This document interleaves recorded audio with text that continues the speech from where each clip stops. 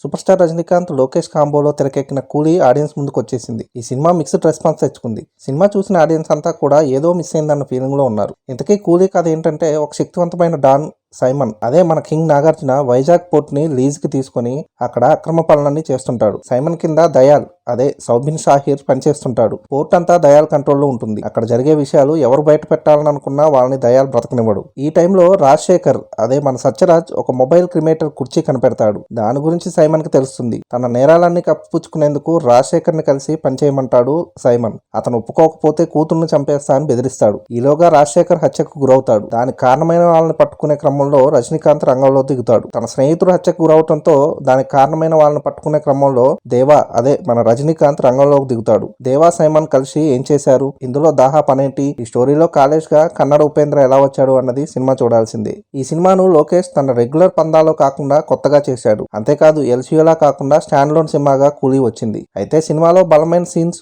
ప్రతి ఒక్కరికి ఎలివేషన్స్ అన్ని బాగున్నా ఎందుకో సినిమా కనెక్ట్ అవ్వదు. రజనీ, నాగార్జున రోల్స్ బాగా హైలైట్ చేశారు. అయితే ఫస్ట్ హాఫ్ పర్లేదు అనిపించిన సెకండ్ హాఫ్ పూర్తిగా ట్రాక్ తప్పేశాడు లోకేష్. క్లైమాక్స్ కూడా సరిగా కుదరలేదు. ఓపెనింగ్ లో నాగార్జున విలనిజాన్ని ఎలా చూపించారో అలా ముగించలేదు. ఇక సినిమాలో నటించిన శృతి హాసన్ జస్ట్ ఓకే అనిపిస్తే, పూజా హెగ్డే సాంగ్ బాగా క్లిక్ అయింది. సౌబిన్ షాహిర్ మాత్రం మంచి మార్కులు కొట్టేశాడు. రజనీ తన స్వాగ్ తో మెప్పించాడు. ఉపేంద్ర కూడా ఒక మంచి రోల్ చేశాడనే చెప్పొచ్చు. అయితే అమీర్ చేసిన రోల్ మాత్రం వర్కౌట్ కాలేదు. విక్రమ్ లో రోలెక్స్ తరహాలో ఈ రోల్ అనుకున్నాడు కానీ అంతగా పండలేదు.